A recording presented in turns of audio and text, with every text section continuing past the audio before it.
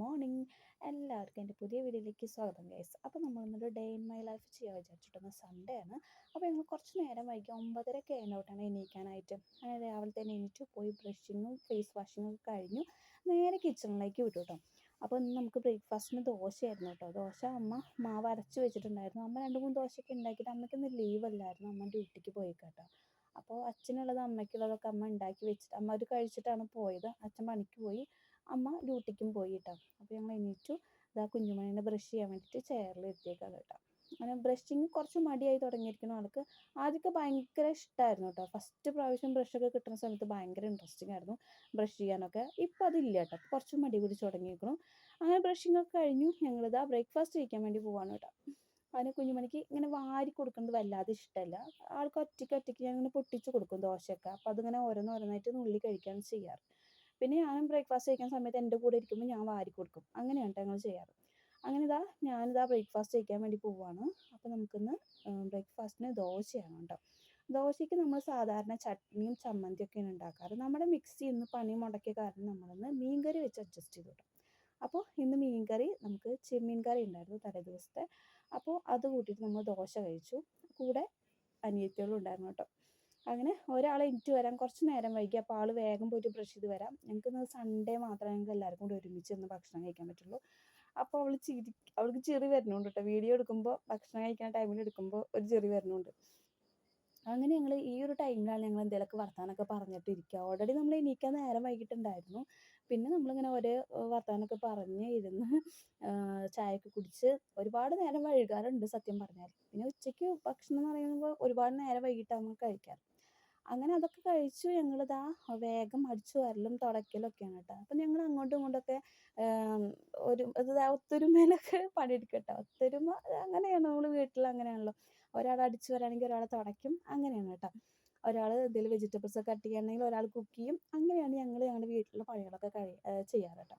അപ്പോൾ അതൊക്കെ കഴിഞ്ഞതിന് ശേഷം ഞങ്ങളിതാ സവോള കട്ട് ചെയ്യാം കേട്ടോ. അപ്പോൾ ഞങ്ങളിന്ന് ചെമ്മീൻ ബിരിയാണി ഉണ്ടാക്കാമെന്നൊക്കെ വിചാരിച്ചതായിരുന്നു കേട്ടോ. അപ്പോൾ ചെമ്മീൻ ബിരിയാണി ഉണ്ടാക്കാനായിട്ട് നമ്മുടെ കയ്യിൽ നെയ്യ് ഉണ്ടായിരുന്നില്ല. അത് ഞാൻ ഫ്രിഡ്ജിൽ ഉണ്ടാവും വിചാരിച്ചിട്ടാണ് ഞങ്ങൾക്ക് പ്ലാൻ ഇട്ടത്. നോക്കുമ്പോൾ നെയ്യ് ഉണ്ടായിരുന്നില്ല. പിന്നെ സൺഡേ ആയതുകൊണ്ട് ഷോപ്പൊന്നും തുറന്നിട്ടുണ്ടാവില്ല. അതുകൊണ്ട് പിന്നെ വേണ്ട വിചാരിച്ചു.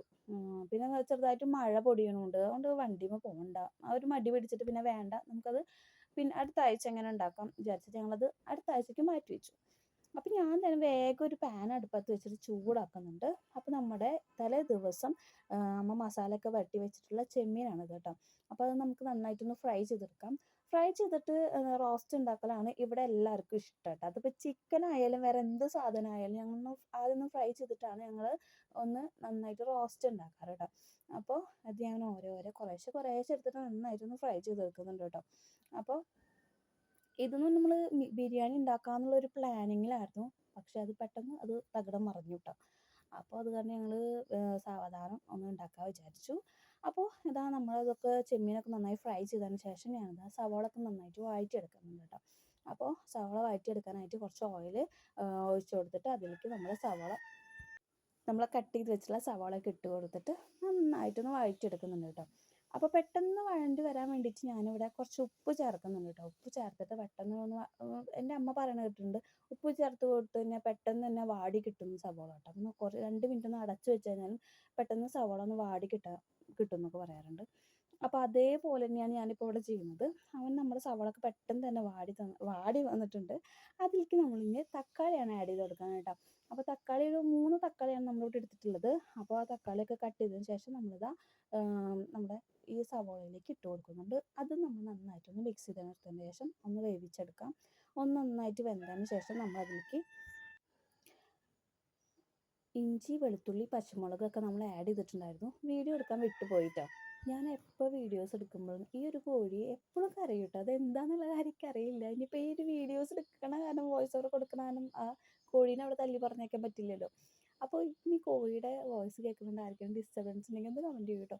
അപ്പോൾ ഞാൻ അതിലേക്ക് നമ്മുടെ മഞ്ഞൾപ്പൊടി, മല്ലിപ്പൊടി, മുളക് പൊടിയൊക്കെ ചേർത്ത് കൊടുത്തിട്ട് നമ്മൾ ഗരം മസാലയുടെ പൊടിയും കൂടി ചേർത്ത് കൊടുക്കുന്നുണ്ട് കേട്ടോ. എന്നിട്ട് നന്നായിട്ടൊന്ന് വഴറ്റി കൊടുക്കുക. നമ്മുടെ ഈ പൊടികളൊക്കെ നമ്മുടെ ഈ മസാലയിൽ നന്നായിട്ടൊന്ന് ചേർന്ന് കിട്ടണം വീണ്ടും. അപ്പോൾ അതാ നന്നായിട്ടൊന്ന് മിക്സ് ചെയ്ത് കൊടുക്കാം കേട്ടോ. അതിലേക്ക് അങ്ങനെ നമ്മുടെ ഈ ഒരു മസാല നന്നായിട്ട് മിക്സ് ചെയ്തതിന് ശേഷം നമ്മുടെ നേരത്തെ ഫ്രൈ ചെയ്ത് വെച്ചിട്ടുണ്ടെന്ന ചെമ്മീനൊക്കെ നമുക്ക് ഇതിലേക്ക് ഇട്ട് കൊടുക്കുന്നുണ്ട് കേട്ടോ. അങ്ങനെ ഇട്ട് കൊടുത്തിട്ട് നമുക്ക് നന്നായിട്ടൊന്ന് വഴറ്റിയെടുക്കാം. നമ്മളിത് ഉണ്ടാക്കുന്നത് ബിരിയാണിക്ക് വേണ്ടിയിട്ടാണെന്ന് ഞാൻ പറഞ്ഞല്ലോ.